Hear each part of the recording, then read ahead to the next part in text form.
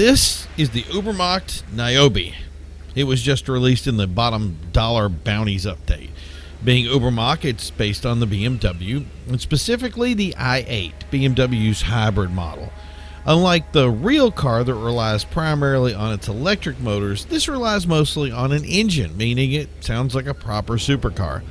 It'll set you back $1,880,000 at Legendary Motorsports, but you won't want to stop there. If you really want to unlock the car, it'll cost you another $1,710,000.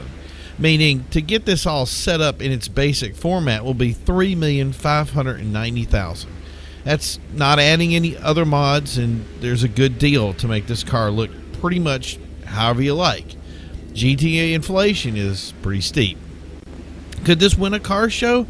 I think it has a good chance. It certainly looks good. It's also a pretty good cruising car that doesn't feel too stiff or unruly, so if that's your thing, this may be the car for you. But we're here to see how it stands up against the competition on the track. So let's get started. Here at Grapeseed Circuit, we test handling, braking, and acceleration. When it comes to the regular Niobe, it has some nice speed, it takes turns well, and it brakes like a champ. I don't think it really pushes itself either, it just does the job and makes it feel easy. It pulled in 1:25.352, which is a second slower than a Pariah and 3 seconds off the pace of the Italy GTO, and nowhere near any of the HSW troops. When you pour on the HSW though, this car wakes up big time. Suddenly the car doesn't rotate enough, the grip is inadequate, and the brakes fade like the pads are on fire. It's like someone strapped a rocket to the back, lit the fuse while holding an energy drink, and just yelled, "Good luck." The trick to the car was saying, "No rush, we'll get there," and let the hybrid front wheels handle the 0 to 60 and the gas engine do the rest. It pulled in a 116.124. That's the fastest we've tested on Grapeseed for any vehicle, and it's over a second faster than second place. Route 68, which is where we test speed and only speed. The regular Niobe did well here. It cruised the strip like it was on a parade lap. It pushed a 150.208, which is 4 seconds off the Italian, 7 seconds off the Pariah. It wouldn't stand a chance against an HSW.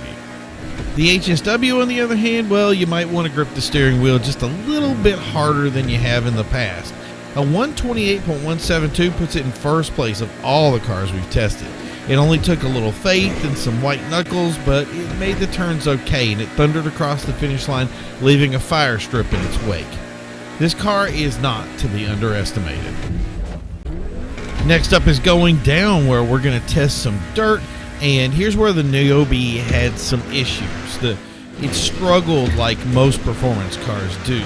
It did keep up with the Italy GT, but against the Issy Sport and La Carrace, it didn't stand a chance.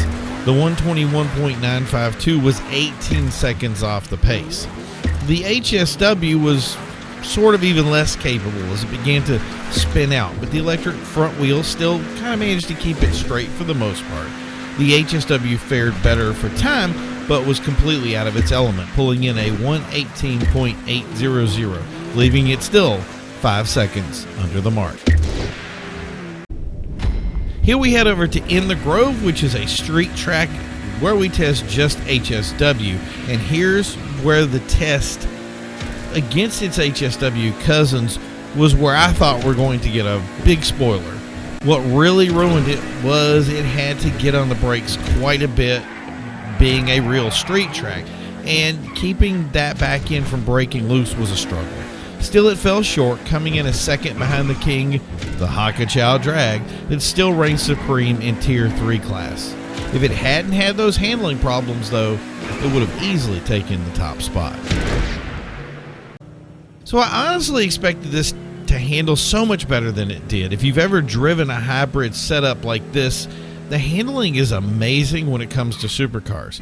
I think Rockstar hasn't really driven a supercar like this and said, well, this is how it'll work, right? And missed the mark by a mile. Not only that, but the stats you see are based on the HSW version, because there really would never be a reason not to buy it and throw on all the upgrades. That's really my only criticism on the face. Compared to other broken vehicles and classes, it actually looked pretty good. It feels good, and even being a handful on the track, I'd say it's fun to drive. Still, we're back to the same problem as the La Carrace. It's a fast car as long as HSW is turned on, but once you turn it off, it becomes a good car at best. It's also still a one-trick pony that everyone will have to buy and spend $3 million if they want to compete in the top echelon. Its only benefit becomes it actually looks good and is fun to drive. It also isn't faster than the La Carrace in dirt, so I can't even sell that car either. It really is a victim of Rockstar inflation. Still, I can't bring myself to hate it. In fact, even with its flaws, I almost respect it. I just wish it was better. I can't blame it for Rockstar's flaw of not using HSW the way it should be to pump up old cars to current competition levels. Instead, we get broken cars that remove the fun of competition. And that's what hurts the Niobe the most. Simply put, greed and maybe a little arrogance, and the players become the victims. So break out your pocketbook, folks, because this one's gonna hurt, but not as bad as the last one. So chin up. Thanks for tuning in, folks. I hope you liked and appreciated our review of the Niobe. We try to be as honest as possible. So if you did like what we went over here, hit that like button. And don't forget to subscribe for more to come. And we'll see you next time on the testing. Thanks for tuning in.